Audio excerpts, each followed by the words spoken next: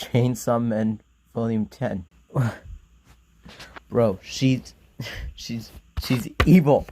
This person is evil. I I get how Chainsaw Man's feeling, bro. Everyone he's ever loved has died, and now she's bringing back reinforcements to flip and like attack him. Like they did not have to do her dirty like that to kill him again. And then Kobane's reappearance, she just f's everything up like usual. But man, she's one hell of an evil demon. You. And then Chainsaw Man's ultimate form, I guess you could say.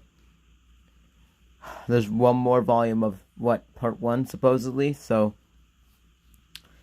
man, I don't. Who else can die? There's no one left.